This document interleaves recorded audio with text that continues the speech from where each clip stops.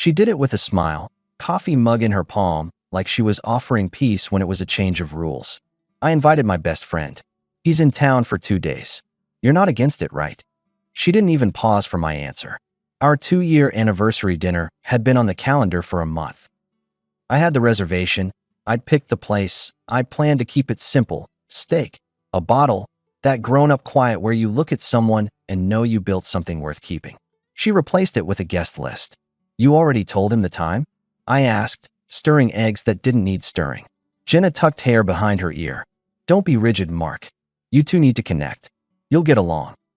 He's your friend, not ours. He's important to me. Don't be like this. I set the spoon down. You're telling me our date is now a trio. She sipped, as if she'd read an article on how to look reasonable while bulldozing. He's only here 48 hours. You can be flexible for once. I'm flexible plenty, I said. Just not elastic. Meaning what? Meaning I'll see you at 7. If you bring him, you bring him. I didn't argue. I didn't beg. I wanted the pattern clear in my head, because patterns tell you where people are driving. If I'd known where it was headed, I would have started the recorder sooner. The place was small, dark wood, the kind of spot where the server remembers your face. I walked in at 6:58 and Tyler, yeah, the best friend, was already planted at our table, shoulders spread like he owned the grain. He lifted a cocktail at me without standing. Mark, we started without you. Traffic man. He didn't wait for an answer. Jenna laughed at something he finished before it started. Miguel, the server, looked at me with that neutral face people use when they've been given instructions. We've got you at this table, sir. Would you like to see the wine list, or? Tyler waved his hand. We're getting the good stuff. Big night. Jenna glanced at me. It's our anniversary, she told Miguel, eyes on Tyler. Let's celebrate. Miguel hesitated, then nodded and left. They were mid-story, college something, a prank, a professor with a nickname. And I set my phone face down, and listened like a third wheel at my own thing. So then he says, Tyler leaned in, lowering his voice enough to make it intimate without including me. Tell him, Jen. It was legendary, she giggled. And there it was, old photos in her eyes, and the chair I was supposed to occupy in this memory had been sold to nostalgia. Let's reset, I said, easy tone. Jenna, happy anniversary. I'm glad we're here. Maybe we can do one round of toasts and then the stories after. Tyler didn't blink. Dude, chill. We'll get to you. You don't have to be the cruise director. Jenna put a hand on his wrist. Be nice, she said to him, smile sugar-coated. Then to me, don't be stiff, okay? It's just dinner. Miguel returned with a bottle that looked like rent. Tyler tapped the label. This one, in honor of the day. He did it like a man who had never looked at a price tag in front of anyone who would pay it. Miguel read back the number out of habit. Jenna didn't look at me. Sounds perfect, she said. I glanced at the label, back at Miguel. Before you open anything, I told him, I'm paying for my meal and my drink. Do not bring anything to the table I didn't order to my tab. Jenna's eyebrows shot up. Excuse me. I kept my voice steady. We're not doing group spending tonight. Food, yes. I'll toast with something I choose. Tyler chuckled. This is what we're doing? Counting items. We're doing adult math, I answered. Miguel exhaled quietly. I can split checks, he said, like a lifeline thrown from the shore. Great, I said. I'll take an old-fashioned. And the ribeye medium. Tyler raised his glass at me again. For real, man. It's a special bottle. Special to the person ordering it, I said. Jenna drew back, like I'd tapped her with a ruler. You're making a scene. No, I told her. I'm making a boundary. There's a difference. Tyler grinned at her. He's intense. She laughed again. He gets like this, she told him, as if I wasn't there. It was an invitation for him to be her mirror. We ate. They talked like a two-handed show. I tried twice to steer to us. Vacation plans, our next month. But Tyler cut me off both times with his trivia, and she kept rewarding it with attention. When Miguel poured their third round from the rent bottle, Tyler lifted his glass. To old friends, he said too loud, eyes on Jenna. To history. They clinked. She didn't even glance at me. I put my napkin on the table. Happy anniversary, I told her, not bitter, just factual. I'm going to settle my check. Enjoy your history. She grabbed my arm. Seriously? Tyler snorted. Wow. Miguel slid the check to me like we were in a movie. I paid, tipped him well because it wasn't his circus, and stood. Mark, you're embarrassing me, Jenna hissed. No, I replied. You did that when you brought him to our date and spent my money in his direction. This fixes the embarrassment. I nodded to Miguel. He gave the tiniest nod back because witnesses live on micro-truths. Then I walked out into the evening air and made a decision.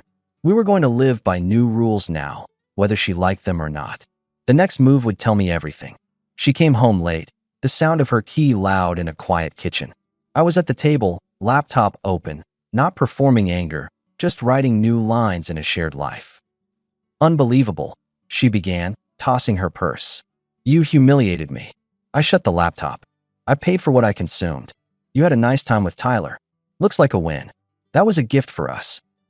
No, it was a performance for him, sponsored by me. I corrected. That tab is closed. New rule.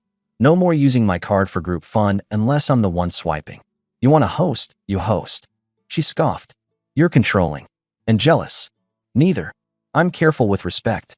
We can get back on track, but not if the text thread in your head continues to read, Mark pays, Tyler entertains. She folded her arms. You need to be friends with him. You're making it weird.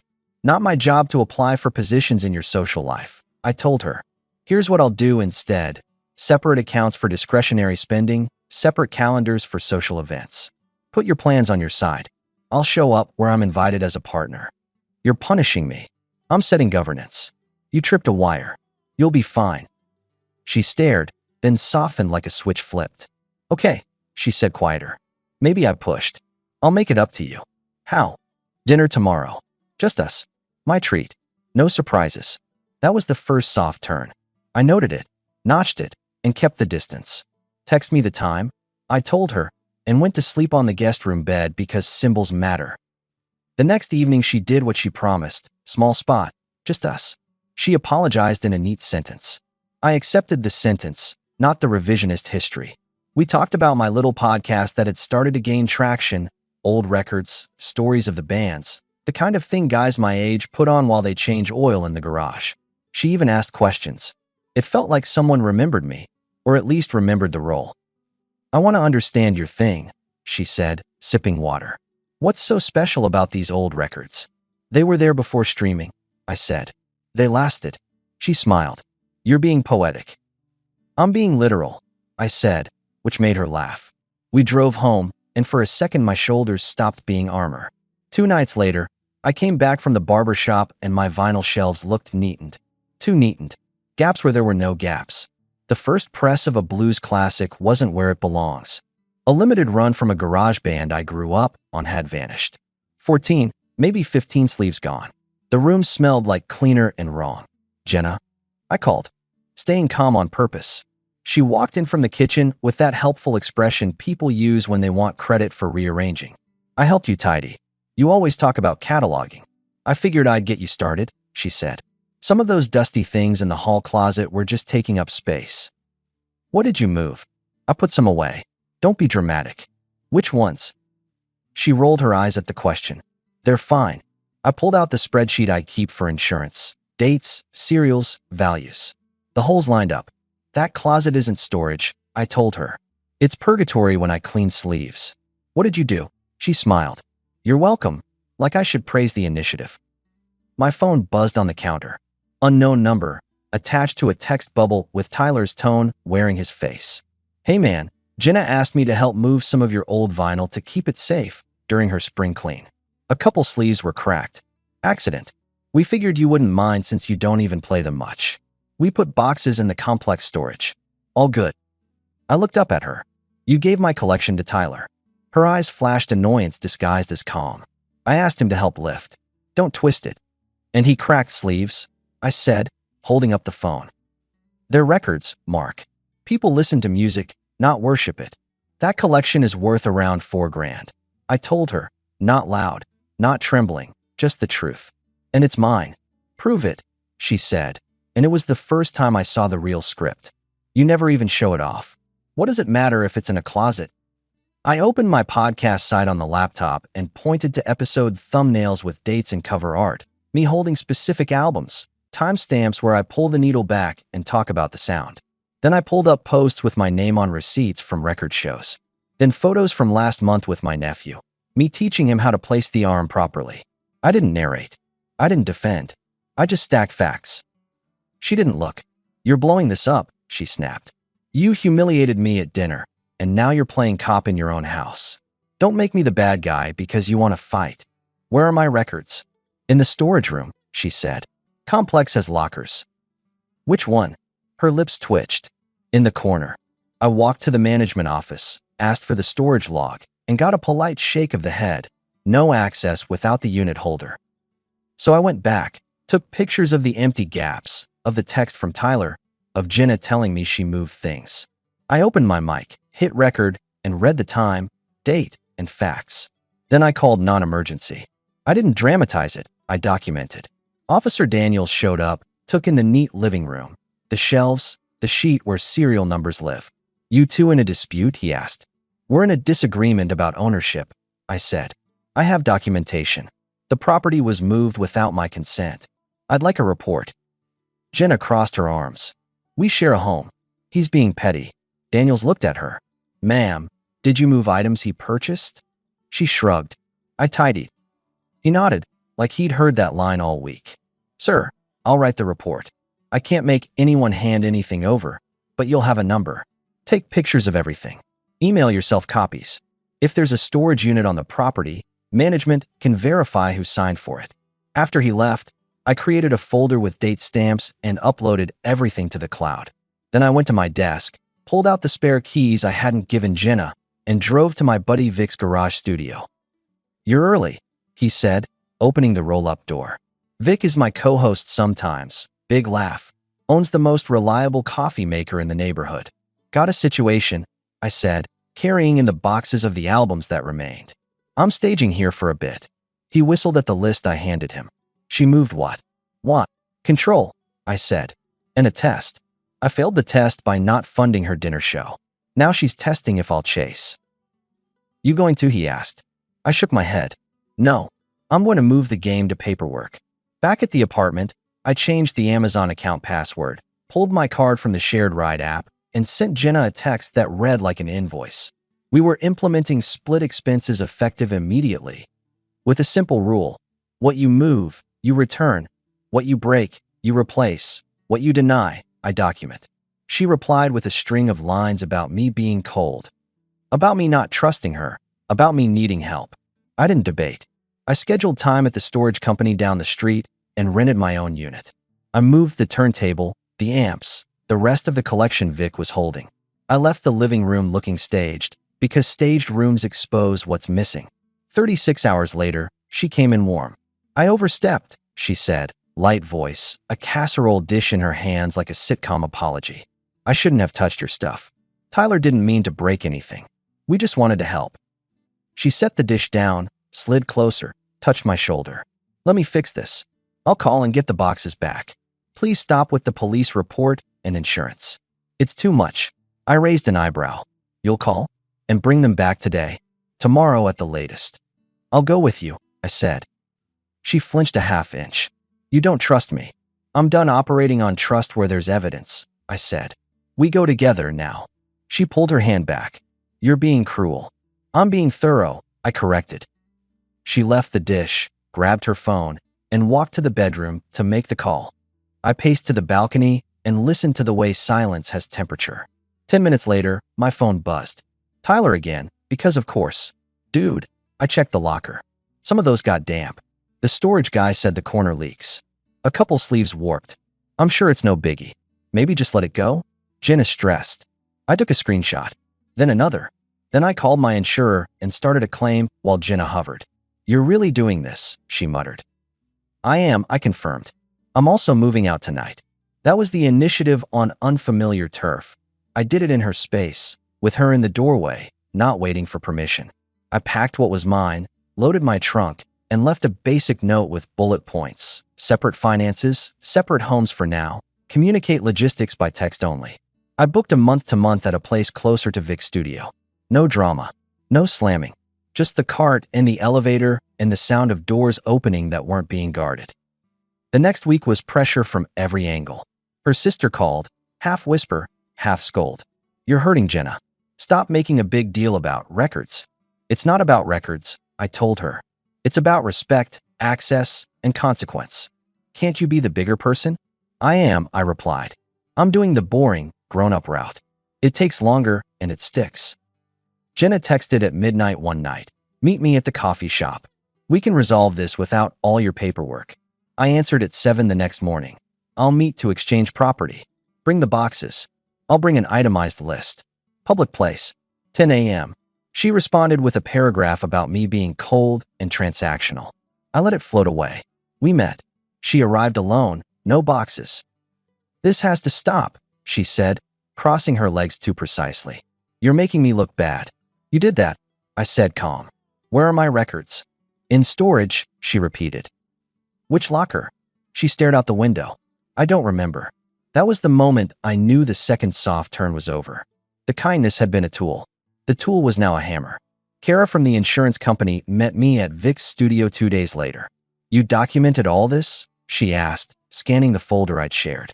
Pictures, timestamps, receipts, plus a text admitting movement and damage. Good, she said. File a follow-up with the report number. I'll need a valuation list and proofs you own these specific items. I pointed to the podcast episodes with dates. My voice mentioning pressing numbers, the cover art in frame.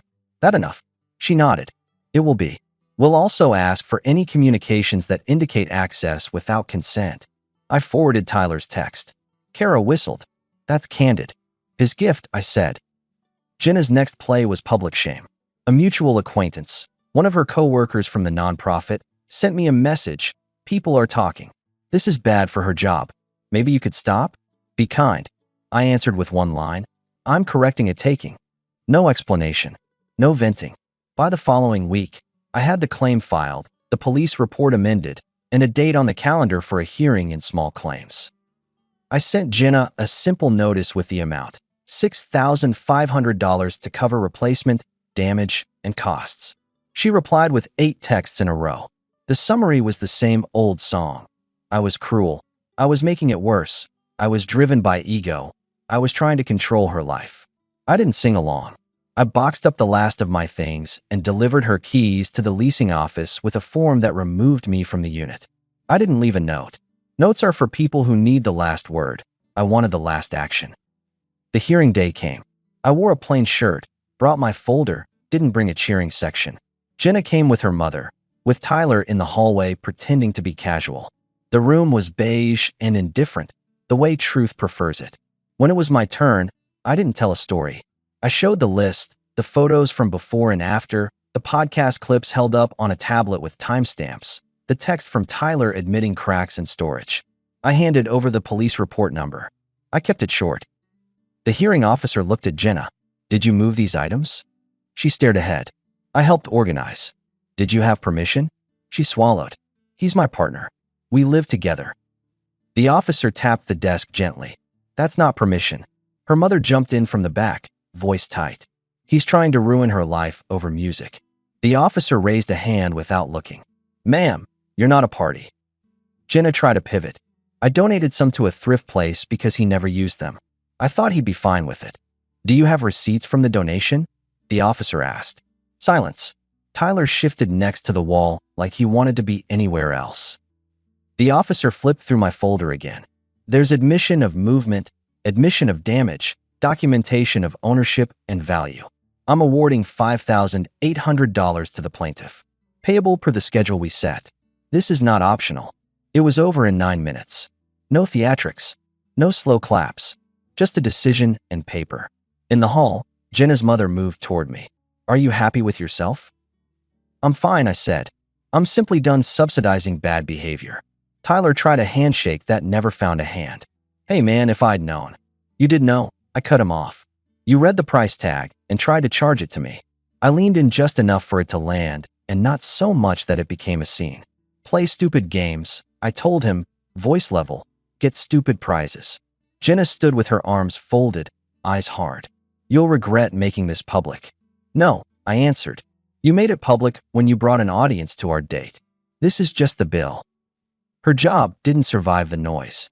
A week after the decision, I got a message from that same coworker. Admin leave, then gone. The payments started 2 months later, 300 on the dot on the first of the month, sometimes late by a day, always with the memo field blank. I had them auto-filed, auto-logged. I didn't respond. I didn't gloat. I stacked the transfers next to the photos of the albums I was slowly recollecting. Life after is quieter and wider. I moved into a small house near the ridge where you can hear the Friday night game from the high school if the wind point's right. The garage became a studio. Vic and I ramped the show, 2 episodes a week, callers, live Q&A where guys wrote in about things they'd kept because they were told they were silly and how they were done being walking wallets. The audience grew. I didn't sell speeches. I played records and told stories about how things used to be made to last. Nora came in through the side door of my life, friend of Vic's wife, an architect who speaks in drawings and gets to the point. First time she walked into my studio, she looked at the shelves and didn't ask what they were worth. "What's your favorite?" she said instead. I handed her a sleeve with a picture of a kid in a denim jacket, hair a mess, eyes ready to run. "This one. Play it," she said, sitting on the old couch I'd rescued from a neighbor. She listened, not to be impressed, but to hear. When the side flipped, she asked about the story behind track 3. Nobody had asked me about track 3 in a long time. Some nights we drive out for tacos and don't talk much, which is the high watermark of knowing. As for Jenna, every now and then somebody mentions seeing her at a strip mall store with a name that promises discounts and delivers flickering lights. She clocks in, clocks out, clocks what's left. I'm told her circle got smaller. Tyler's name shows up less in her photos. She keeps up online appearances. That's her right. I still get the 300. It posts, I log it, and I put half aside in a fund for my nephew. Kid wants a drum kit. The rest I use to buy back 1 record at a time. I learned patience from the claims department. People ask me if I miss her. I miss the hope I had before I watched her trade our seat for a spotlight and my card for a prop. But missing isn't the same as wanting back. I want respect. I have it now because I put it where I live, in rules, not in wishes. Sometimes a guy writes in, he's got a story that smells like mine. Someone in his life brought a surprise guest to a private table and then passed the bill. He wants to know what to do. I don't give speeches. I tell him what I did. Pay for what's yours. Leave the show. Document everything. Move the game where feelings can't rewrite facts. And when it's time to close the tab, close it. Don't stand there hoping the other two will invite you back. And when he asks what it felt like in the hallway after the decision, with everyone staring at me like I'd burned down a nice idea, I tell him the only line that mattered, the line I used and meant. "You played a silly game," I said to the mess I was walking away from. "You won a silly prize." Then I went home, put on track 3, and got back to building a life that doesn't require an audience to count.